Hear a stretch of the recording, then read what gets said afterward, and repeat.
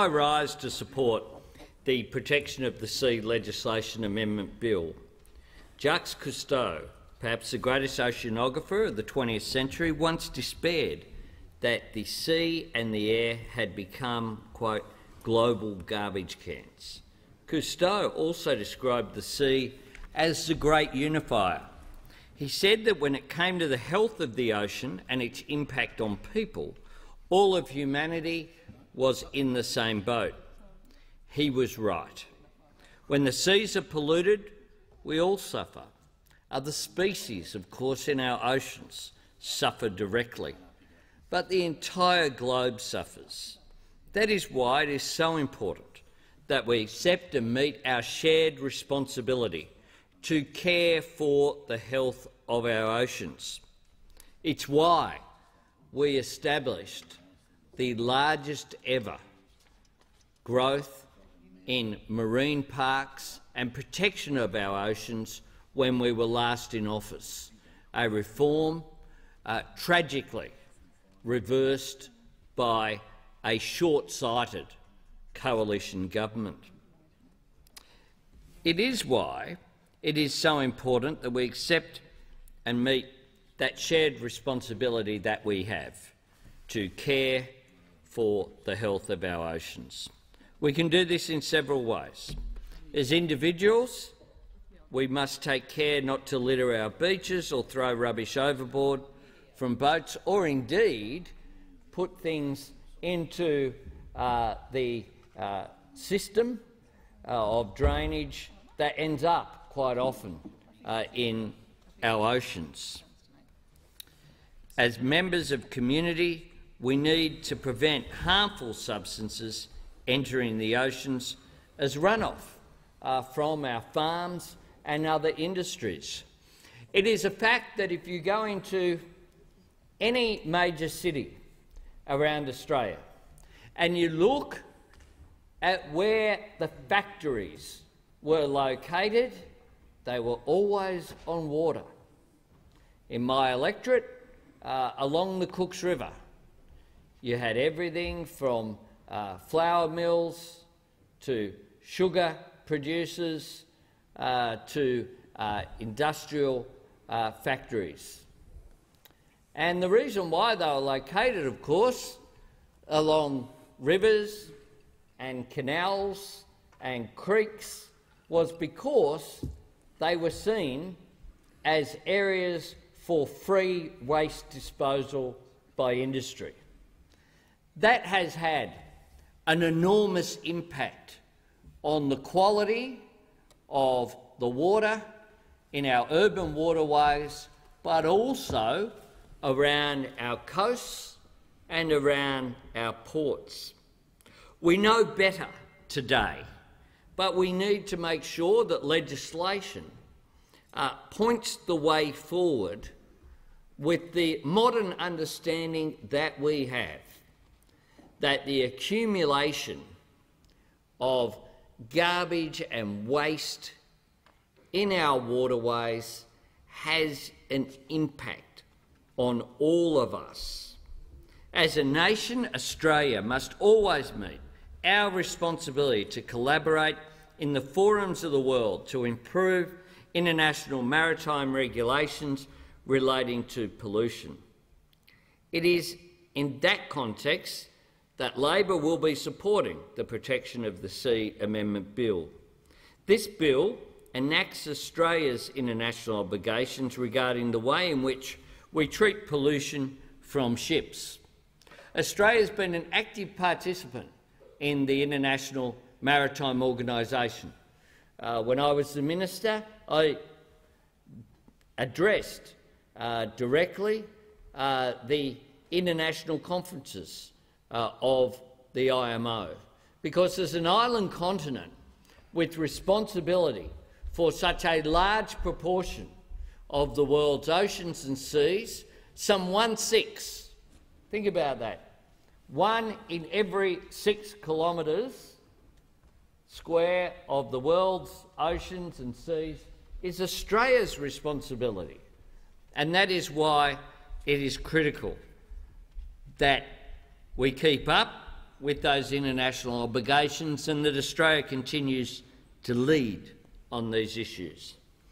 In simple terms, this bill puts the responsibility on shippers to classify and declare waste from their solid bulk cargoes and undertake not to dump waste that is designated as dangerous to the environment. It also prohibits dumping of waste that is harmful to the environment in designated special areas, like the Great Barrier Reef, the Torres Strait, the Coral Sea and the Antarctic zone. When many people think about pollution from boats, I suspect they think oil spills or garbage thrown overboard. But a lot of the pollution from ships is linked to the shipping of bulk cargo. Unpackaged, homogeneous goods like iron ore, coal, sugar, wheat and livestock. The pollution comes about through operational or accidental events during loading or unloading, cleaning or oil spills. For example, when a tanker carrying bulk goods unloads a cargo hold and is cleaned, it can release between 60 and 100 tonnes of cargo slurry, or water which contains residue of the load. Most big tankers have 5 loads. That's a lot of potential pollution. It's estimated that 0.05% of any given solid bulk load will be lost overboard one way or another. That's about 2.15 million tonnes a year. The waste can also include dead livestock, a matter of real concern given the horrific revelations that have been made about the deaths of sheep being shipped to the Middle East. This bill seeks to place restrictions on whether such material can be released into the ocean and, if it can be released, where it can be released. It tightens existing legislation to reflect Australia's commitments under the latest annexure of the International Convention for the Prevention of Pollution from Ships, also known as MARPOL. MARPOL is a convention of the International Maritime Organisation and came into effect on the 1st of March. The new rules classify pollution from ships as harmful if they pose an environmental threat by affecting plants or the health or reproductive system of plants and animals, including by causing cancer or mutations. These new rules mean this material cannot be dumped at sea. However, some waste that is not designated as harmful may be released. However, this legislation quite rightly prevents it from being released in designated special areas such as the Great Barrier Reef and the Torres Strait. The changes create a requirement for shippers to classify and declare their solid bulk cargoes as either harmful to the environment or not harmful. They will then be required to inform the master of the vessel carrying the cargo. This is about introducing responsibility chains to make sure that people are accountable. The master of the vessel will then determine the appropriate manner of discharge of the waste according to whether the ship is inside or outside one of these designated special areas. For example, while cargo residues not deemed harmful to the environment must not be dumped in designated special areas, they can be released in other places as far as is practicable from land. These are sensible changes. In a perfect world, we would never have to release any waste material into our oceans. However, we have to accept the reality that we need to move cargo by sea and that this will inevitably involve the production of waste that will make its way into the ocean. What we should do, however, is absolutely minimise it, do everything within our power to ensure that we protect our oceans. This legislation is a step forward because it bans the release of waste that is demonstrably harmful while allowing the release of relatively safer material so long as it is outside of areas that are designated as being particularly sensitive. This is a good outcome for Australia. As an island continent, we move 99% of our cargo by sea. Sea cargo is critical to our economic well-being because ships carry our mineral and agricultural exports to our customers around the world.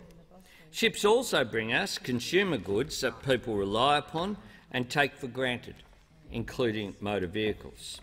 But at the same time, Australia has some of the most environmentally sensitive marine environments on the planet. These wonderful habitats are not just environmental assets, they are of course economic assets. They attract tourists from right around the world.